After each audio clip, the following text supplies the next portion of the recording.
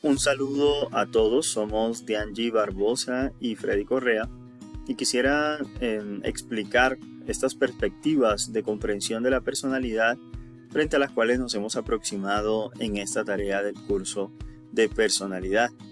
Quisiera iniciar entonces con la perspectiva de rasgos, en la cual hemos notado lo siguiente. Miren, cuando se trata de hablar de rasgos, lo primero que uno trae a la mente son esos aspectos que son consistentes en el tiempo. Esas actitudes que por más que haya variaciones en diferentes contextos, situaciones, circunstancias, se mantienen. Por eso, esta perspectiva considera a las personas consistentes en sus acciones, pensamientos y sentimientos a través del tiempo y de las situaciones, como lo expresa Carver y Sheffer.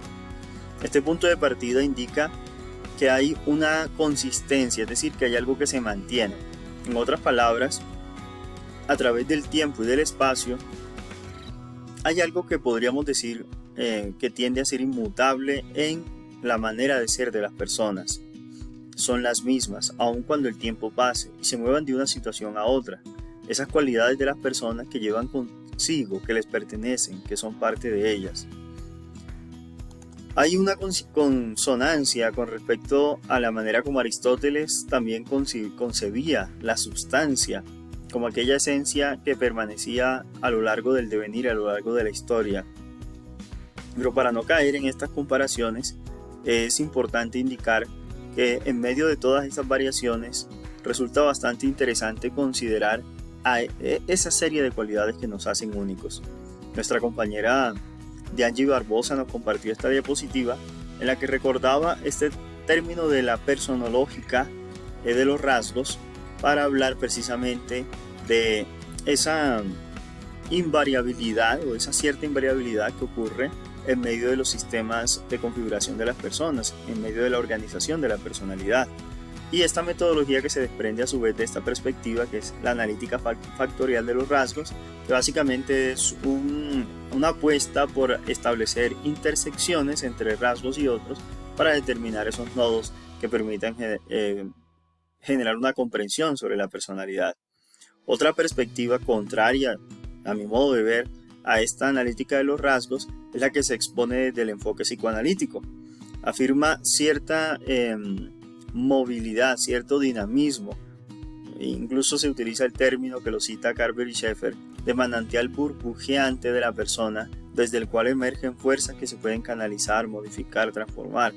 En este escenario de movimiento, de burbuja, de dinamismo, surge también la concepción de estos mecanismos que la persona, con los cuales la persona se defiende, a los que Freud, su máximo representante, llamó los mecanismos de defensa.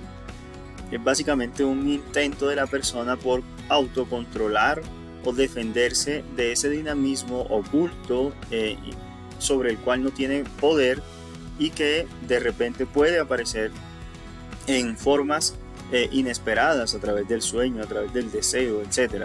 Este enfoque tiene un modelo estructural planteado en tres instancias: el consciente, el preconsciente y el inconsciente.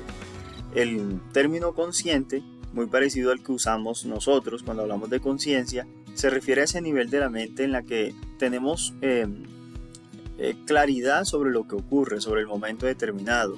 La preconciencia se puede traer fácilmente a la conciencia, es decir, son esos rezagos de la conciencia a los que uno puede acudir en el momento en que piensa, en el momento en que siente. Cuando pensamos en el número telefónico, en la última película que vimos, enviamos información del preconsciente a la conciencia.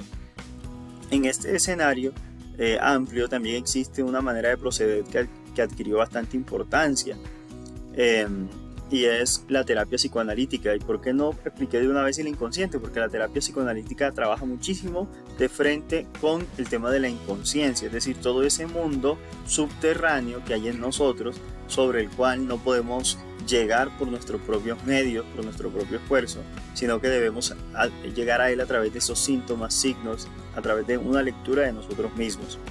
El siguiente enfoque, y que se pueden explicar un poquito más cercanos, son los que se refieren al enfoque del aprendizaje, del cognoscitivo social y del humanista. el enfoque del aprendizaje enfatiza el lugar del ambiente en la construcción de la persona. Es decir, no es solamente un mundo individual subterráneo en mí el que me constituye mi persona, sino que también la cultura, los contextos, la historia determina muchísimo de lo que soy. Y en ese enfoque cognoscitivo del aprendizaje aún tiene mayor énfasis sobre todo el modelo social, los estereotipos y los constructos del sujeto mismo. Por último, la perspectiva humanista tiene una manera bastante optimista de tratar con el ser humano, contextualizada, dándole relevancia a la cultura y de la historia, pero focalizada en ese ser humano que es bueno en esencia y que es capaz de transitar y potenciar lo que hay en sí mismo, es decir, de pasar de todo lo que hay en él como una potencia a hacerlo acto.